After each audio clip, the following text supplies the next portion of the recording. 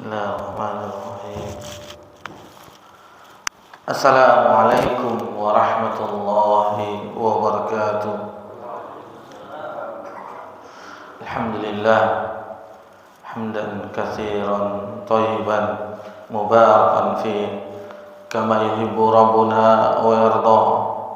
Asyhadu an la ilaha illallah wahdahu la syarika lah wa asyhadu anna Muhammadan abduhu wa rasuluh sallallahu alaihi wa ala alihi wa man sara ala nahji wa tamassaka bi sunnatihi ila yaumiddin wa salaman tasliman katsira amma ba'da. Alhamdulillah, puji syukur hanya milik Allah Subhanahu wa taala semata. Allah Subhanahu wa taala telah melimpahkan nikmat kepada seluruh makhluknya, dan itu tidak pernah terhenti walaupun hanya sekejap mata. Kemudian salawat beriringkan salam kepada Nabi kita tercinta, yakni Nabi Muhammad sallallahu alaihi wasallam.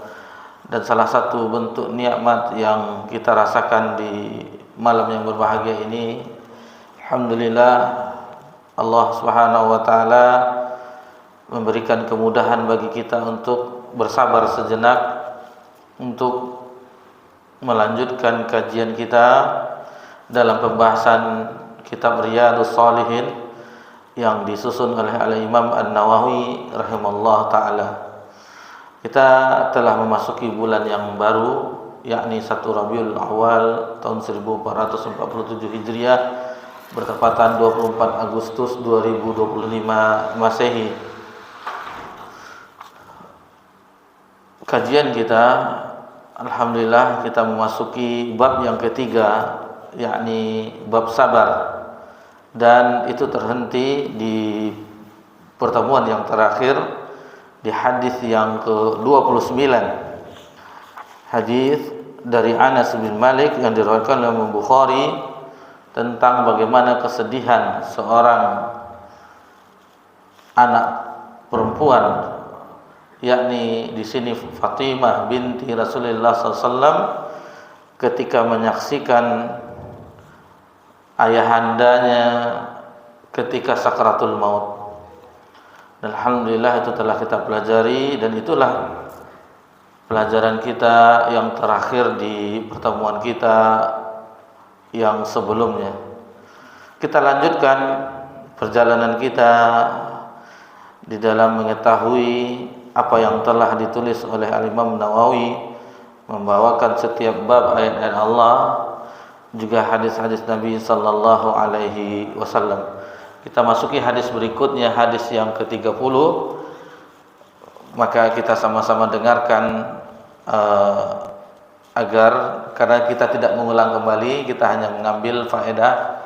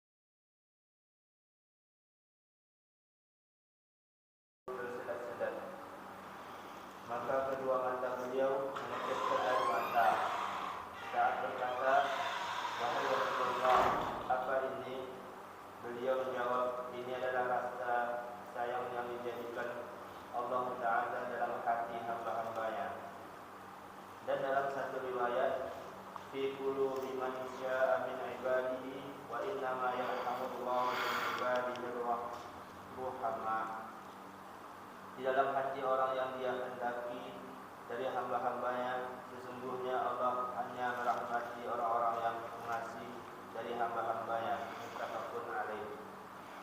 Baik, barakallahu fiik. Hadis yang ke-30 ini Usamah dari kunyahnya Abu Zaid, Usamah bin Zaid bin Harithah, maula, mantan budak Nabi sallallahu alaihi wasallam, dan dijuluki dengan hubbihi wa bani hibbih. Jadi kesayangan dari putra kesayangan Nabi sallallahu alaihi wasallam. Bapaknya Zaid bin Harithah adalah kesayangan Nabi sallallahu alaihi wasallam, dan beliau pernah hidup bersama Nabi sallallahu alaihi wasallam sebagai pembantu atau budak di zaman dahulu yang dihadiahkan oleh Khadijah binti Khuwailid radhiyallahu anha kepada Nabi sallallahu alaihi wasallam. Lalu Nabi sallallahu alaihi wasallam membebaskannya dari perbudakan dan diangkatnya menjadi anak. Bahkan Nabi sallallahu alaihi wasallam sebelum ayat turun mengenai pengharaman menisbahkan kepada bukan bapak kandung atau anak kandung, dahulu Zaid bin Harithah itu digelari dengan Zaid bin Muhammad. Akan tetapi tidak boleh menisbahkan terhadap yang bukan anak kandung, maka akhirnya Zaid bin Harithah. Dan putranya, yaitu yang meriwayatkan hadis ini, Usamah bin Zaid. Usamah bin Zaid, saking sayangnya Nabi SAW, terkadang di suatu pelukan Nabi SAW, yaitu di atas pahanya, terkadang ada dua cucunya, Hasan dan Husain, dan terkadang ada Usamah. Nah, begitu Nabi SAW mencintai Usamah bin Zaid. Dan di usia 18 tahun sebelum Nabi wafat, Usamah diutus, Usamah bin Zaid di umur 18 tahun menjadi panglima perang, menjadi komando perang, dan beliau mengomandoi suyuh, orang-orang tua, diantaranya ada yang veteran perang Badar. Tetapi begitulah keyakinan Nabi SAW terhadap Usamah bin Zaid. Akan tetapi di perjalanan Usamah kembali dengan pasukannya karena terdengar berita bahwa Nabi SAW sakit keras, dan akhirnya mereka kembali ke Madinah. Pelajaran yang bisa dipetik di hadis ini adalah ketika ada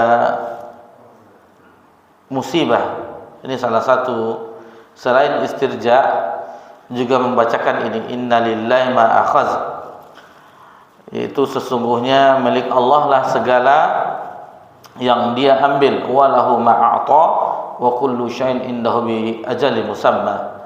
Jadi selain istirja, innalillahi wa inna ilaihi raji'un, kita juga dianjurkan mengucapkan ini, innalillahi ma akhadha wa lahu ma u'ti wa kullu syai'in indahu bi ajali musamma. Sebagaimana yang terdapat di dalam hadis ini, sesungguhnya milik Allah lah segala yang Dia ambil dan segala yang Dia berikan. Segala sesuatu di sisinya memiliki batas waktu yang telah ditentukan. Ini selain istirja, innalillahi wa inna ilaihi raji'un, ini juga disunnahkan, disyariatkan untuk mengucapkannya. Kemudian pelajaran yang bisa kita ambil di hadis yang ke-30, yaitu perbedaan antara takziah dengan walimah. Takziah itu tidak perlu undangan. Jika ada kabar ada yang sakit, ada yang meninggal misalnya, tidak perlu ada surat undangan.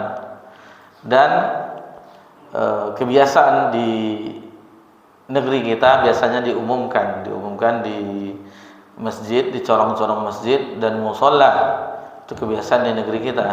Dan bahkan ada yang kabar lewat telepon, lewat grup WA dan seterusnya. Berbeda dengan walimah. Walimah kalau tidak diundang kita jangan pergi. Nah, ini perbedaannya. Pesta, maksudnya pesta pernikahan. Walimah itu kalau tidak diundang jangan pergi. Kalau takziah itu tanpa undangan, karena hak seorang muslim itu diantaranya menyelenggarakan jenazahnya, mengantarkan jenazahnya perkuburan. Hukumnya fardu kifayah. Kemudian yang bisa kita ambil pelajaran, sosok Nabi yang mulia, ini putri beliau, disebutkan di riwayat yang lain adalah Zainab. Zainab ketika putranya, berarti cucu Nabi SAW, ketika sakratul maut. Jadi Nabi SAW tidak tega melihat cucunya yang tersengat-sengat nafasnya, keluarlah air mata Nabi SAW. Sehingga Sa'ad bin Ubadah mengatakan, ya Rasulullah, jadi tidak percaya masa seorang Rasul yang kuat keimanannya, yang paling bertakwa, mengeluarkan air mata. Sambil tidak percaya, sehingga Sa'ad bin Ubadah mengatakan, ya Rasulullah, ma hadza? Maksudnya, ada apa ini Rasulullah? Kenapa engkau menangis? Masa engkau menangis? Engkau seorang Rasul, engkau seorang utusan Allah. Lalu Nabi SAW, hazi rahmatun ja'alallahu ta'ala fi qulubi ibadi. Nabi menjawab bahwasanya ini adalah rasa kasih sayang. Ini kasih sayang yang Allah berikan terhadap setiap hati hamba Allah. Jadi ketegaran seseorang ketika ada duka, bukannya tidak menangis, tidaknya keluar air mata. Nabi SAW mengeluarkan air mata. Jadi kalau ada orang katanya, enggak, memang tabah dia, enggak keluar air matanya. Enggak, bukan itu patokan. Patokannya betapa menerima ujian tersebut, musibah tersebut. Dan perhatikan lisannya. Terkadang dia diam, tetapi hatinya tidak redo terhadap takdir Allah Subhanahu, sama saja. Jadi ini bagaimana di dalam hati itu ada kasih sayang Allah Subhanahu wa taala, sehingga Nabi melihat cucunya itu tidak tega melihat dalam keadaan sakratul maut. Baik, kita lanjut ke hadis berikutnya. Hadis 31 ini agak panjang kisah di zaman Bani Israel terdahulu.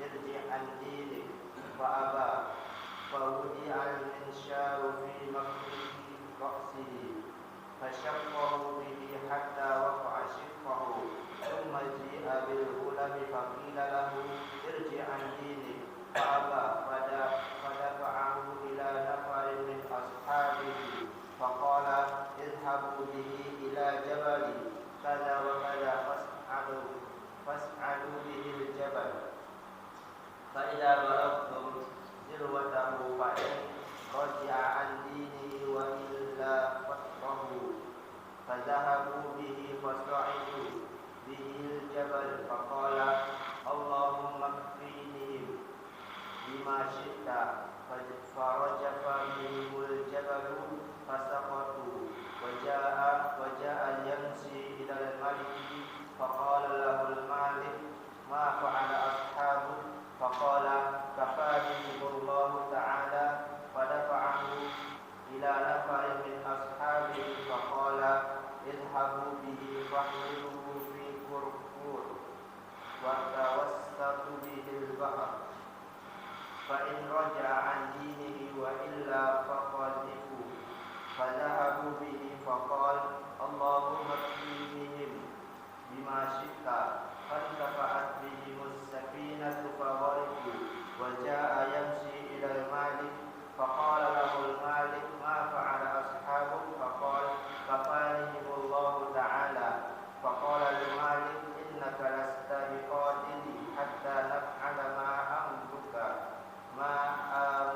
به فقال ما هو قال تجمع الناس في صعيد واحد وتصلبني على جذع ثم خذ سهما من كنانتي ثم ضع السهم في كبد القوس ثم قال بسم الله رب الغلام ثم ارمني فإنك إذا فعلت ذلك قتلتني فجمع الناس في صعيد واحد وصلبوه على جذع ثم أخذ سهما من كنانته ثم وضع السهم في كبد القوس ثم قال بسم الله رب الغلام ثم رماه فوقع في صدره فوضع يده في صدره فمات فقال الناس آمنا برب الغلام فأتي الملك فقيل له أرأيت ما كنت تحذر والله نزل بك حذر قد آمن الناس فأمر بالأخدود بأفواه السكة فخدت وأترم فيها النيران وقال من لم يرجع عن دينه فأقهمه فيها أو قيل له اقتهل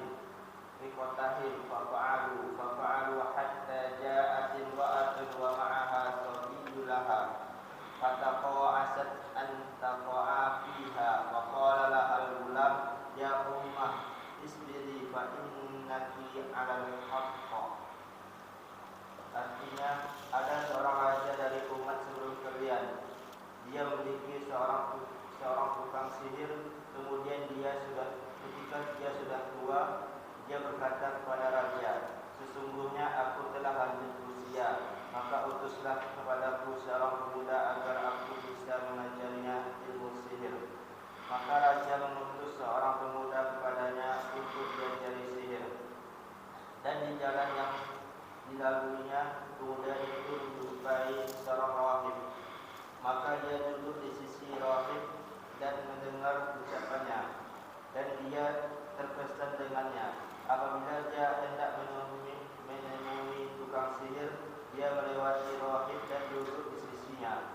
Maka apabila dia mendatangi tukang sihir memukulnya. Maka dia mengadukan hal itu kepada rahib. Rahib berkata, kalau kamu takut kepada tukang sihir, maka katakanlah, aku tetap tertahan oleh keluargaku. Dan apabila kamu takut kepada keluargamu, maka katakan, aku tertahan oleh tukang sihir.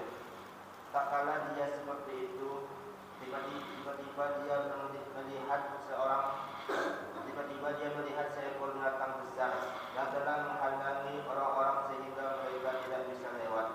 Maka dia berkata, hari ini aku akan mengetahui apakah tukang sihir yang lebih baik ataukah rahib yang lebih baik.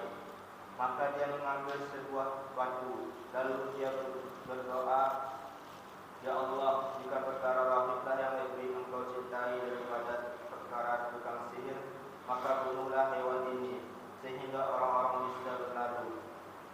Kemudian dia melemparkan batu itu dan dia berhasil membunuhnya. Dan orang-orang pun bisa meneruskan perjalanan. Lalu dia mendatangi rahib dan menceritakan kejadian itu kepadanya. Maka rahib berkata, putraku, engkau sekarang lebih utama dariku. Perkaramu telah sampai kepada apa yang aku lihat, dan sesungguhnya engkau akan diuji. Jika engkau benar-benar diuji, maka jangan kau menunjukkan orang kepadaku. Pemuda tadi bisa menyembuhkan orang yang buta sejak lahir dan orang yang berpenyakit sopak, serta mengobati orang-orang dari semua penyakit. Maka seorang buta yang dekat dengan raja mendengar hal itu. Akhirnya dia mendatangi pemuda itu dengan membawa hadiah yang melimpah. Dia berkata, semua yang ada di sini adalah untukmu, jika kamu bisa menyembuhkanku. Maka pemuda itu berkata, sesungguhnya aku tidak bisa menyembuhkan seorang pun. Sesungguhnya yang menyembuhkan hanyalah Allah Ta'ala. Jika Anda beriman kepada Allah Ta'ala, aku akan berdoa kepada Allah agar dia menyembuhkanmu. Maka orang itu beriman kepada Allah dan Allah pun menyembuhkannya. Dia kemudian mendatangi raja dan duduk di sisinya, sebagaimana selama ini duduk menemani raja. Maka raja bertanya kepadanya, siapa yang telah mengembalikan penglihatanmu ini? Dia menjawab, Tuhanku. Raja berkata, apakah kamu memiliki Tuhan selainku? Dia menjawab, Tuhanku dan Tuhan Anda adalah Allah.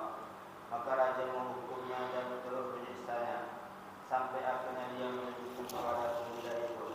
Pemuda itu pun didatangkan. Lalu raja berkata kepadanya, anak muda, sihirmu telah sampai pada tingkat menyembuhkan orang yang buta sejak lahir dan orang yang berpenyakit sopak, dan engkau telah berbuat. Maka dia menjawab, sesungguhnya aku tidak bisa menyembuhkan siapapun. Sesungguhnya yang menyembuhkan hanyalah Allah Ta'ala. Maka raja menghukumnya dan terus menyiksanya hingga dia menunjukkan kepada rahib tersebut. Rahib itu pun dihadirkan dan dikatakan kepadanya, tinggalkanlah agamamu. Dia menolak. Maka raja meminta dibawakan gergaji. Lalu gergaji itu diletakkan di tengah kepalanya. Maka dia membelahnya hingga jatuhlah kedua belahan tubuhnya itu. Kemudian teman dekat raja dihadirkan dan dikatakan kepadanya, tinggalkanlah agamamu itu. Dia pun menolak. Maka gergaji itu diletakkan di tengah-tengah kepalanya. Dia membelahnya hingga jatuhlah kedua belahan tubuhnya itu. Kemudian pemuda itu dihadirkan dan dikatakan kepadanya, tinggalkanlah agamamu. Dia menolak. Maka raja menyerahkan kepada sekelompok pasukannya. Dia berkata, bawalah dia ke gunung ini dan itu, dan naiklah kalian ke puncak gunung dengan membawanya. Dan jika kalian telah sampai di puncaknya, jika dia mau meninggalkan agamanya, maka bebaskanlah dia. Tetapi jika tidak, maka lemparkanlah dia. Maka mereka membawanya pergi dan membawanya ke puncak gunung. Maka pemuda itu berdoa, ya Allah, lindungilah aku dari mereka dengan cara yang engkau kehendaki. Maka gunung pun berguncang dan mereka berjatuhan. Lalu dia berjalan menuju raja. Maka raja bertanya kepadanya, apa yang telah dilakukan oleh orang-orang yang membawamu? Dia menjawab, Allah Ta'ala telah menjagaku dari mereka. Maka raja menyerahkannya kepada sekelompok pasukannya yang lain dan berkata, bawalah dia dan naikkan di atas sebuah perahu. Lalu bawalah dia ke tengah laut. Jika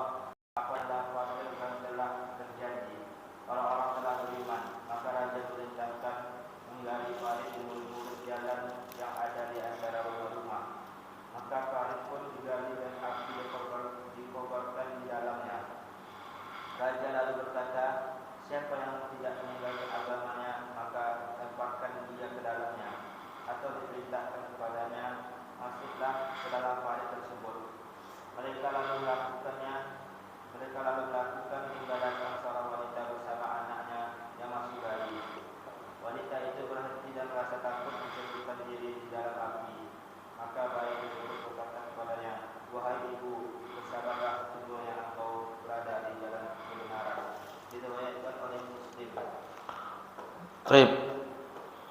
Barakallahu fiik. Hadis yang sangat panjang. Makanya kalau ada buku bisa dilihat pada bukunya. Tapi kalau enggak, lama kali selesainya.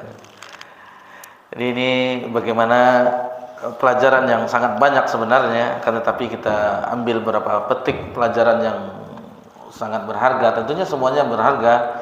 Cuman kita ringkas saja bahwasannya salah satu metode dalam pendidikan, dalam pengajaran, baik itu dalam Al-Quran dan As-Sunnah, yaitu menceritakan kisah-kisah terdahulu. Kisah-kisah terdahulu. Di dalam Al-Quran Al-Karim betapa banyak Allah Subhanahu wa taala dalam ayat-ayatnya, dalam firman-Nya menceritakan umat terdahulu. Menceritakan Bani Israel, kisah Nabi Musa, kisah Nabi Yusuf dan seterusnya. Begitu juga Nabi kita tercinta sallallahu alaihi wasallam di dalam memberitahukan pengajaran juga menceritakan tentang umat-umat terdahulu. Dan dalam surah Ar-Rum ayat 42 Allah Subhanahu wa taala berfirman, "Qul siru fil ardi fanzuru kaifa kana akibatul ladzina min qabl." Jadi maka katakanlah, berjalanlah kamu di permukaan bumi, lalu perhatikan bagaimana kesudahan orang-orang sebelum kamu. Jadi ini sebagai pelajaran umat terdahulu, yang ada yang beriman dan ada yang tidak beriman, itu sebagai pelajaran bagaimana kesudahan orang yang beriman dan bagaimana juga kesudahan orang-orang yang tidak beriman. Itu jadi pelajaran bagi kita yang hidup di zaman ini, dan begitu juga pelajaran bagi orang yang mau mentadaburi ayat Allah dan mempelajari hadis-hadis Nabi sallallahu alaihi wasallam.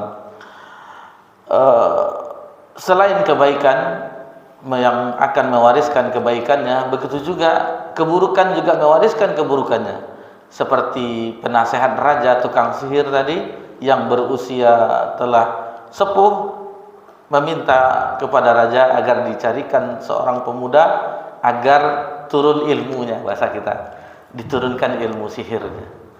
Jadi berkelanjutan.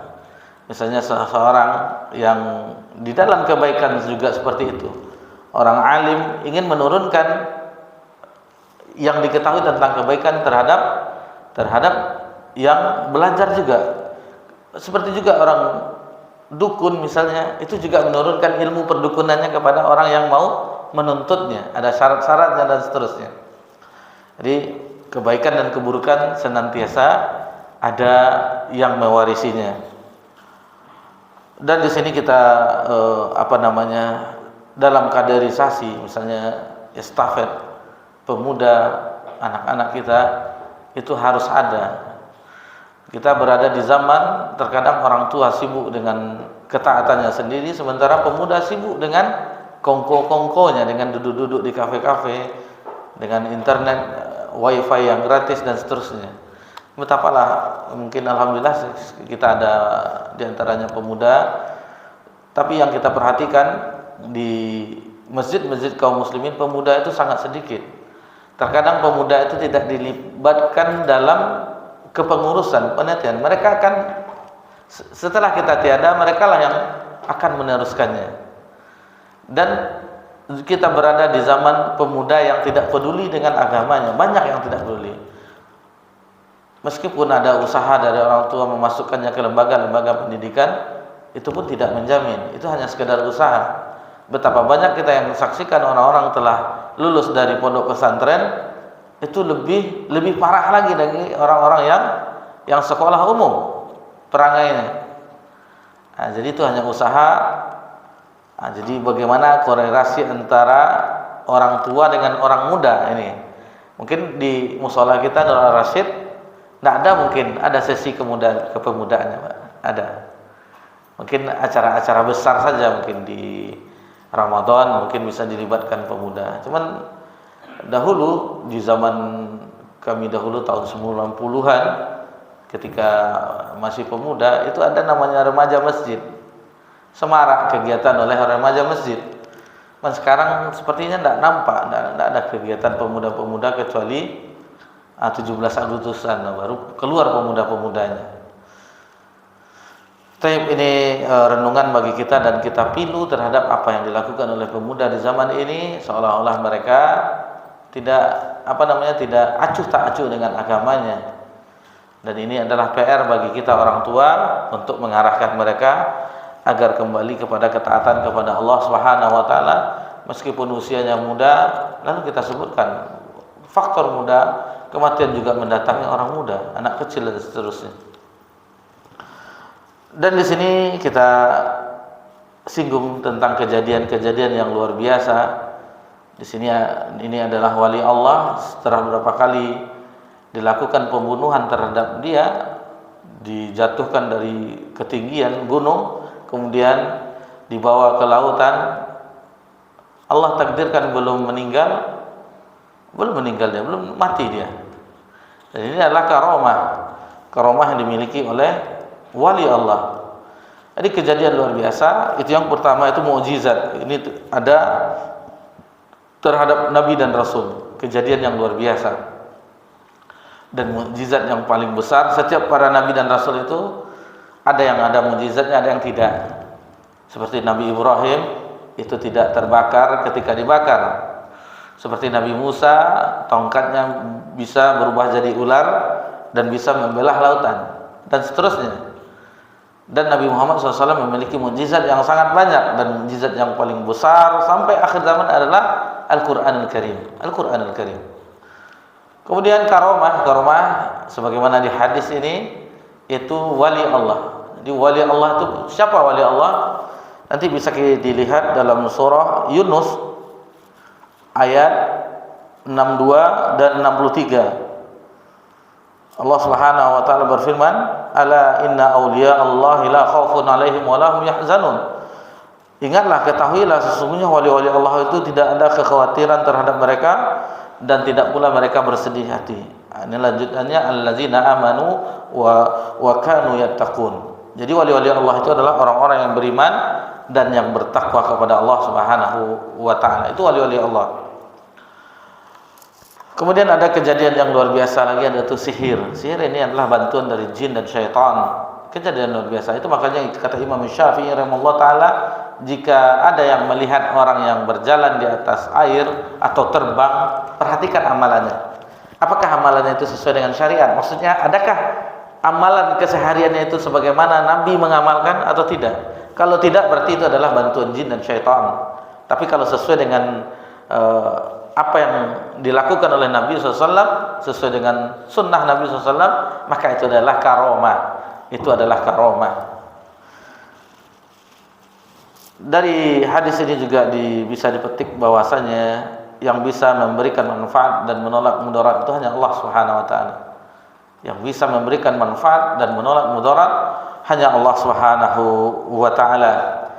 Itu makanya bagaimana kisah ini, yang bukan aku yang menyembuhkan, yang menyembuhkan adalah Allah.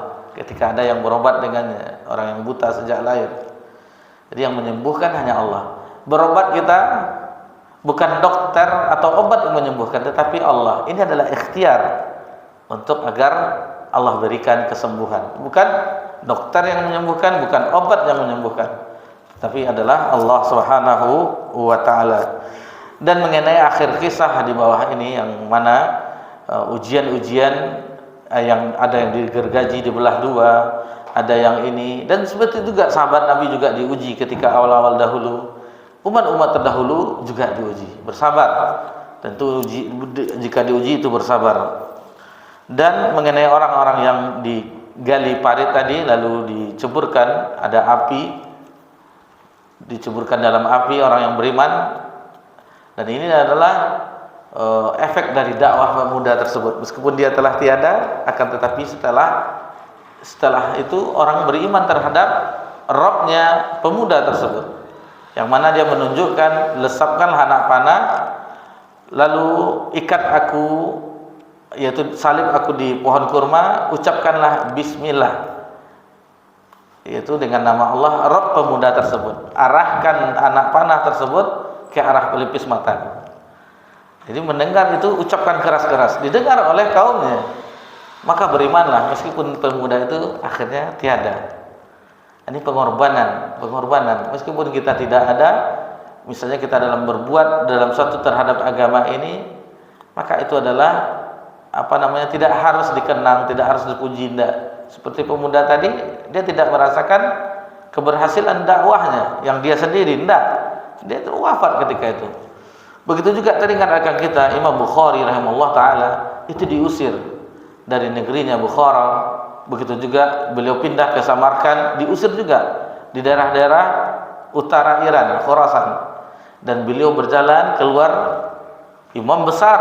Siapa yang tidak mengetahui Sahih Bukhari, kitab paling sahih setelah Al-Qur'anul Karim. Akan tetapi di malam Idul Fitri dia tidur di pinggir jalan dan dia pun menemui ajalnya di pinggir jalan. Orang yang terbuang. Akan tetapi setelah wafatnya, jasanya terhadap kaum muslimin tidak tanggung-tanggung. Sehingga Imam Asy-Syarqawi rahimahullah mengatakan umat Islam berhutang budi terhadap Imam Bukhari dengan Sahih Muslimnya, Sahih Bukharinya, Sahih Al-Bukhari, kitab hadis yang paling sahih setelah Al-Qur'anul Karim. Paling sahih adalah Sahih Bukhari, baru Sahih Muslim setelah itu. Kemudian setelah Imam Ibnu Hajar Asqalani mensyarah Sahih Bukhari selama 20 tahun dengan syarahnya Fathul Bari, maka kata Imam Syarqawi, utang umat ini telah dibayar oleh Ibnu Hajar Asqalani dengan Fathul Bari ketika mensyarah Sahih Bukhari. Taib. Dan ayat terakhir tentang Ashabul Ukhdud ini itu dalam surah Al-Buruj, qutila ashabul ukhdud, binasalah dan terlaknatlah orang yang telah menggali parit tersebut, yang telah membunuh orang di dalam parit yang apinya bergejolak-jolak. Ada bayi yang tadi ada seorang ibu membawa bayinya, itu agak-agak ragu untuk terjun ke tempat penyiksaan tersebut, ke parit yang berkorban. Jadi dalam umat-umat terdahulu, kalau kita kumpulkan hadis-hadis Nabi sallallahu alaihi wasallam, itu bayi itu dapat berbicara selain anak dari ibu yang di dalam hadis ini, seorang wanita dalam hadis ini, juga di zaman Juraij ada juga bayi yang bisa berbicara. Kemudian Nabi Isa alaihissalam itu juga bisa berbicara ketika bayi. Jadi ada 3 bayi yang bisa berbicara dan semuanya dari umat Bani Israel. Wanita ini di Ashabul Ukhdud, kemudian Juraij di zaman Juraij, yang mana Juraij waktu itu difitnah sehingga Juraij dikatakan telah berzina.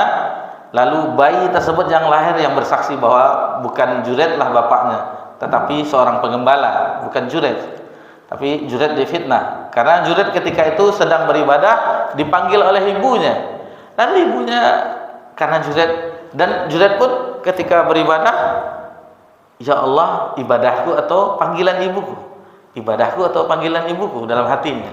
Kan tetapi dia teruskan ibadahnya, namun ibunya kecewa. Lalu mudah-mudahan si Juraij ini dapat cobaan. Itu cobaan yang seperti dia dituduh dengan berzina dengan seorang wanita, dan bayi hasil dari yang melahirkan wanita itu yang mengakui, yang berbicara bahwa yang bapaknya bukan Juraij tetapi seorang pengembala.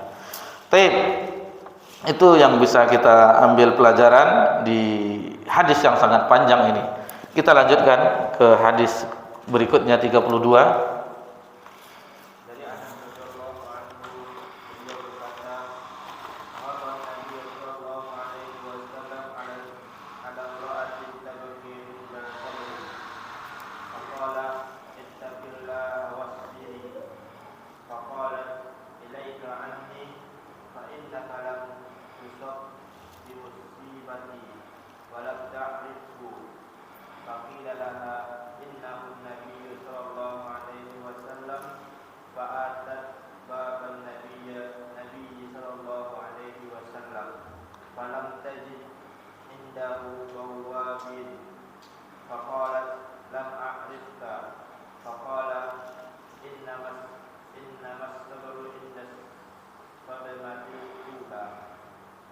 Nabi SAW pernah melewati seorang wanita yang sedang